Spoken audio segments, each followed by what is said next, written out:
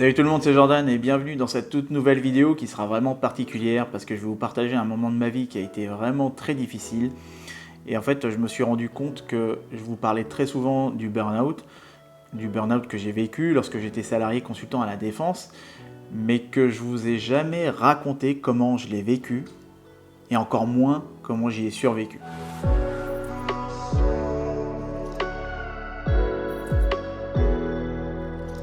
Une des raisons pour lesquelles je vous ai jamais raconté ma réelle histoire concernant mon burn-out quand j'étais salarié, c'est peut-être parce que je voulais pas me replonger dans le récit d'un moment de ma vie qui a été très difficile émotionnellement, physiquement et dans lequel je me suis senti très très seul. Alors, j'ai pris la décision de vous raconter un moment très personnel et très difficile de ma vie. J'ai conscience que ça ne sera pas comme les autres vidéos que j'ai l'habitude de faire où je tiens un discours plutôt pragmatique, optimiste. Mais voilà, j'espère que cette vidéo fera du bien à ceux et celles qui sont en burn-out et ceux qui l'ont vécu. Et même si vous ne l'avez pas vécu, vous vous considérez comme loin de ça, que ça vous tomberait peut-être jamais sur le coin de la tête, je vous invite quand même à prendre conscience de ce moment de ma vie qui a été vraiment très difficile et de cette saloperie qu'est le burn-out. Un jeudi matin de juin 2012, je me rappelle très très bien de la date, je me suis réveillé sans voix.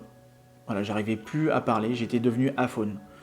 Au début, j'ai cru à un mal de gorge, mais voilà, une semaine plus tard, c'était toujours là. Donc j'ai décidé d'aller voir mon médecin. Et là, le diagnostic était simple à établir, burn-out. Mon corps s'est mis à me dire stop. Il m'a dit c'est bon, stop, ça suffit. Et mes cordes vocales ne fonctionnaient plus correctement. Tout ce que j'avais emmagasiné au travail sans rien dire s'est manifesté par une extinction de voix. Quelle ironie, n'est-ce pas ? Ça a duré plus de 2 mois comme ça et j'étais vraiment épuisé physiquement et même psychiquement. Je vivais constamment avec des sentiments d'impuissance et de frustration. Et je me demandais, mais comment j'ai fait pour en arriver là ? Et c'est simple, à l'époque, je faisais un boulot où tous les matins, j'y allais à reculons. Et d'ailleurs, le fait même de repenser à ce trajet que je faisais pour aller au travail le matin, ça me reconnecte à des émotions qui me rappellent ce que je me disais d'ailleurs à l'époque. Je me souviens qu'en marchant dans ce parc qui m'amenait au boulot, il m'arrivait de regarder les jardiniers en train de travailler et de me dire eux au moins, ils n'ont pas de pression. J'aurais dû faire un métier comme ça, j'aurais dû faire un métier manuel. Comme ça j'aurais pu être peinard, j'aurais pu travailler dehors. Et en partageant cette pensée avec une collègue qui elle aussi était vraiment limite du burn-out, elle était très épuisée, elle m'avoue que ça lui était arrivé de penser la même chose en voyant les jardiniers du parc d'à côté. Donc sans enjoliver ou rabaisser ce métier, nos réflexions étaient plus de l'ordre de l'échappatoire. Moi, j'ai toujours bossé et je me suis toujours donné les moyens pour y arriver. Et d'ailleurs, rien ne me prédisposait à faire de longues études. Je suis allé jusqu'au master, je suis officiellement bac plus 5, mais officieusement, je suis bac plus 7. Et je viens d'une famille où je suis le seul à avoir eu le bac et les profs ne croyaient pas en moi. C'est très rare les profs qui croyaient en moi. Mais voilà, j'ai pourtant obtenu tous mes diplômes pour au final travailler dans une boîte de conseil. Et très vite, je me suis rendu compte que ce métier n'avait rien à voir avec ce qu'on nous avait vendu quand on était étudiant ou même lors de mon entretien. Et là, je me suis dit, tout ça pour ça. J'étais très déçu de moi-même, du monde du travail, et je m'en voulais, et à la fois, je me sentais berné. Et comment expliquer son sentiment à son entourage lorsque soi-même, on n'arrive même pas à l'exprimer ? Donc je me sentais vraiment seul, incompris et vide de toute énergie. J'avais pourtant en fait tous les signes du burn-out. J'étais irritable, j'étais exécrable avec mon entourage, tout m'énervait, je n'avais aucune patience, j'étais vraiment à fleur de peau. Et quelques jours après, mon burn-out est arrivé. Et pour ajouter à ma désillusion, je suis aussi tombé de haut lorsque j'ai compris que travailler en entreprise, c'est pas une question de mérite, mais de copinage et de jeu politique. Bien faire son job, ça suffit pas. Il faut aussi faire copain-copain avec le manager. Ça permettait d'être formé avant une mission, d'avoir de la reconnaissance, d'avoir les plus grosses augmentations, les meilleurs projets, etc. Et ça, je l'avais compris trop tard, parce que mon burn-out était déjà là. Et comme je suis le seul à avoir vécu un burn-out dans mon entourage, dans ce genre de cas, on se sent encore moins, on se sent encore plus livré justement, on se sent encore plus livré à soi-même, sans savoir où trouver du soutien, où trouver les réponses et comment stopper toutes ces remises en question du style est-ce que je suis vraiment mauvais? Est-ce que je suis vraiment fait pour ce métier? Est-ce que je suis vraiment fait pour bosser dans une boîte? Autant de questions anxiogènes qui nourrissaient mes angoisses, mes crises d'angoisse. Parce qu'il m'arrivait d'avoir des crises d'angoisse, de perdre le sommeil. Et en plus, j'avais ce sentiment intense de désespoir et d'impuissance. Et heureusement que j'ai su me relever très rapidement de cet épisode chaotique de ma vie. J'ai pourtant laissé des plumes. J'ai perdu certaines personnes de mon entourage, ma petite amie de l'époque avec qui j'étais 3 ans. Ça a quand même été une période très difficile de ma vie. Mais quand vous l'avez vécu et que vous avez survécu à tout ça, c'est là que l'adage qui dit que votre vie commence le jour où vous réalisez que vous n'en avez qu'une. Là, ça a pris tout son sens. Et le côté positif de mon burn-out, c'est qu'il m'a permis d'apprendre sur moi-même, sur la vie et mon rapport au travail. Et je remercierai jamais assez cette directrice des ressources humaines, qui était une cliente à l'époque où j'étais consultant, et qui m'avait dit cette phrase: Jordan, faut pas se mettre dans cet état pour du travail. Ça n'est que du travail. Donc pour tous ceux et celles qui vivent l'épuisement au travail, j'avais envie de vous partager 3 choses apprises lors de mon burn-out, et j'espère que ça vous apportera le soutien nécessaire et que ça vous fera vous sentir un peu moins seul. Ne soyez pas dur vis-à-vis de vous-même. La première chose que j'ai faite pour aller mieux, c'est d'arrêter de parler de moi en mal. Tous les je suis nul, je suis trop bête, les autres sont meilleurs, je suis anormal, etc. Tout ça, vous oubliez. Vous avez le droit d'aller mal. C'est ok. Mais il vous faut être hermétique face à tous ceux et celles qui reconnaîtront ou non votre état ou qui tenteront de le minimiser. Juste soyez à votre écoute, car personne d'autre ne le fera pour vous. Si vous ne vous écoutez pas, personne ne le fera à votre place. Écoutez-vous, écoutez ce que votre corps a à vous dire. Si vous avez régulièrement la boule au ventre la veille avant d'aller travailler, si vous vous sentez submergé par des pensées négatives et que vous vous irritez pour rien, si vous mettez trop de temps à accomplir des tâches quotidiennes ou si au contraire vous vous épuisez à la tâche sans éprouver de plaisir, vous pouvez être sûr que votre corps vous enverra un message d'alerte bien assez vite. Écoutez-le. Personne d'autre que vous ne l'entendra. Alors, soyez à votre écoute, faites-vous confiance et soyez bienveillant avec vous-même.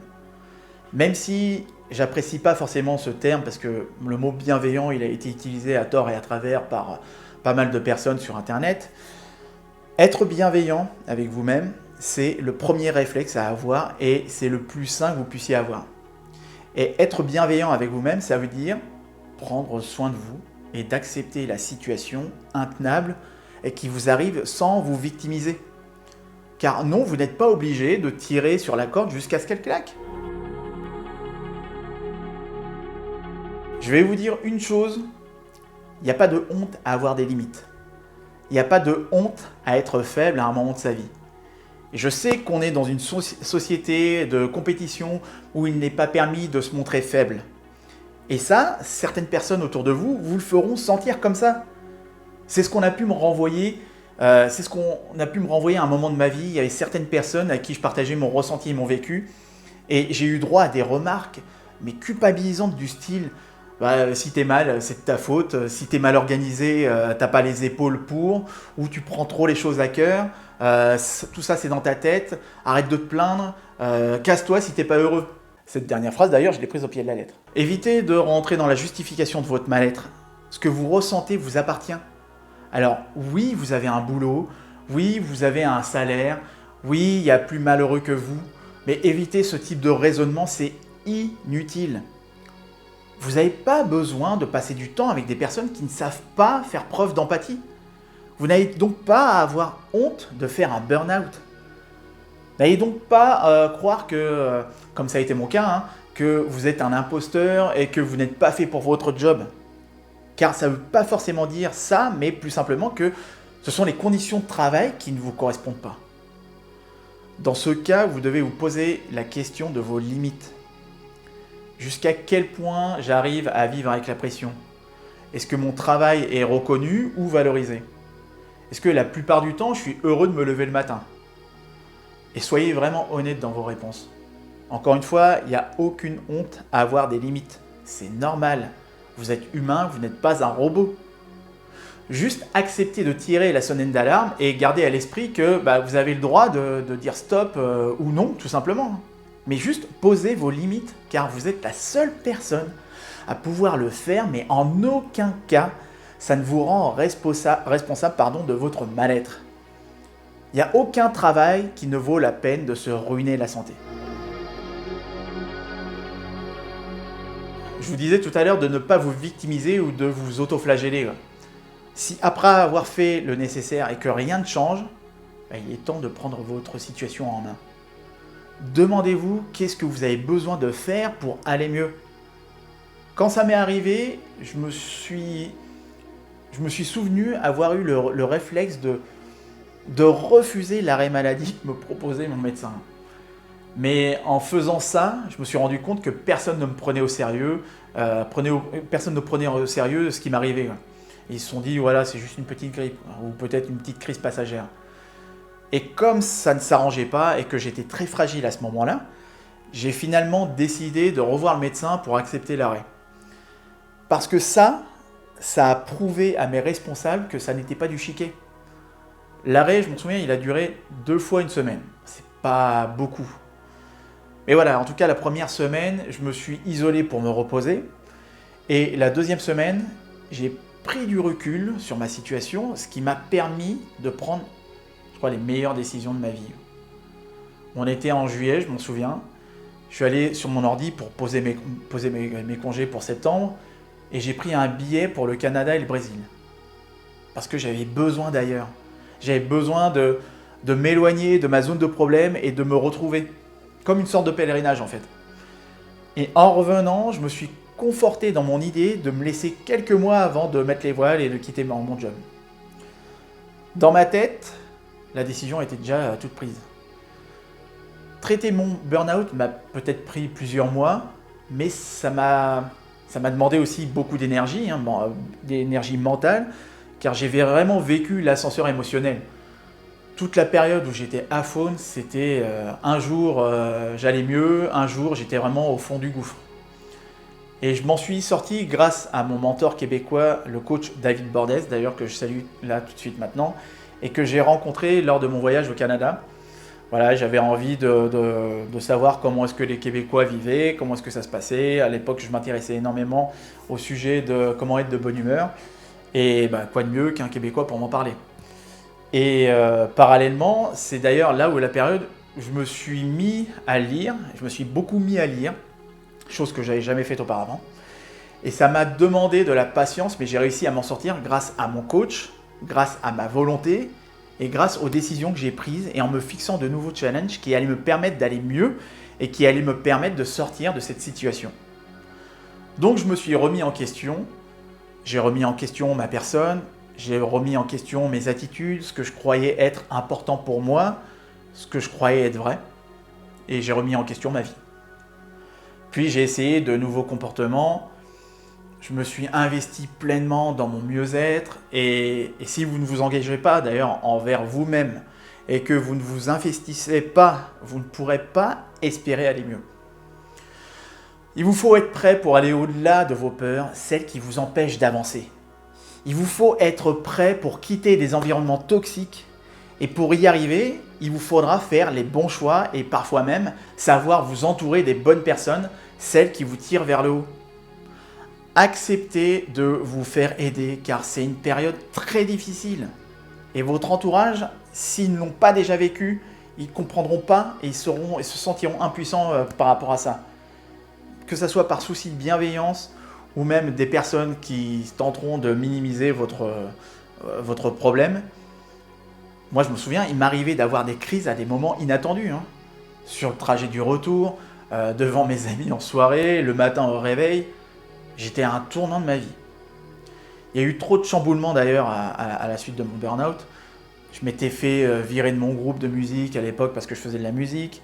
Il y avait la rupture avec ma copine de l'époque qui a été très difficile et l'isolement n'a rien arrangé. Tous ces chamboulements m'ont fait basculer dans une sorte de dépression et je devenais anxieux vis-à-vis de l'avenir et j'arrivais même plus à l'imaginer. Heureusement pour moi, j'ai eu le bon réflexe de prendre des vacances et de rencontrer un coach au Canada. Et j'ai eu beaucoup de chance de trouver David, encore plus quand je repense aux accompagnements ratés de 2 coachs en France qui étaient un petit peu perchés et pas du tout efficaces. Et voilà, avec David, je me souviens, j'avais eu l'impression de renaître, de me réapproprier ma vraie personne, de repartir en exploration de moi-même. Et j'ai appris à m'écouter, à me faire confiance, à me réapproprier mon potentiel que j'ai longtemps mis de côté et que même mon entreprise a longtemps mis de côté. J'ai appris à m'apprécier, à être un ami pour moi-même et surtout à me comprendre. Et j'ai appris à grandir. Et j'étais persuadé que je m'en sortirais seul, que j'avais les épaules pour, que j'ai toujours su sortir seul de mes problèmes. Mais c'était une erreur. J'ai gagné des années sur ma vie. Gardez donc à l'esprit que le burn-out n'est pas le reflet de qui vous êtes. Il révèle vos limites, vos faiblesses, vos craintes, vos interrogations, vos désillusions et déceptions que vous n'arrivez pas à gérer seul. Mais en aucun cas, ce mal-être définit votre personne. Vous êtes bien plus que ça. Seulement, vous ne le savez juste pas encore. Merci d'avoir suivi cette vidéo, j'espère qu'elle vous fera du bien, j'espère qu'elle sera appréciée de votre entourage, surtout si c'est des personnes qui vivent l'épuisement au travail. Partagez-leur, ça serait super. Et puis, merci encore pour votre soutien, pour tous vos partages, pour tous vos likes. Maintenant, on va bientôt approcher les 10 000 abonnés sur ma chaîne. C'est juste génial. Je ne pensais pas qu'il y allait avoir autant de personnes qui allaient suivre mes vidéos. Au moment où je me suis lancé dans la conception de vidéos, dans la réalisation de vidéos, dans la création de cette chaîne, j'étais loin d'espérer tout l'engouement qu'il allait avoir, ou même peut-être même tout le mal-être qu'il allait avoir. Et ces vidéos, je sais qu'elles vous font du bien. Alors merci à vous, merci de votre soutien et continuez à partager tout mon travail. C'est la meilleure source de reconnaissance que je puisse avoir. Alors merci beaucoup. Merci d'avoir suivi cette vidéo. D'ici là, on se retrouve pour une prochaine. Je vous invite en attendant d'aller sur mon site osebriller.com. Si vous sentez que vous avez l'épuisement au travail qui vous guette, que le burn-out n'est pas si loin, ou que même vous avez envie de changer de métier mais que vous ne savez pas par où commencer, je vous invite à cliquer sur l'onglet séance découverte de mon site Osez Briller et à m'exposer votre projet, vos attentes et votre situation. Quant à nous, on se retrouve pour une prochaine vidéo comme je vous l'ai déjà dit et d'ici là, prenez soin de vous, mais vraiment prenez soin de vous, profitez-en et osez briller dans votre vie.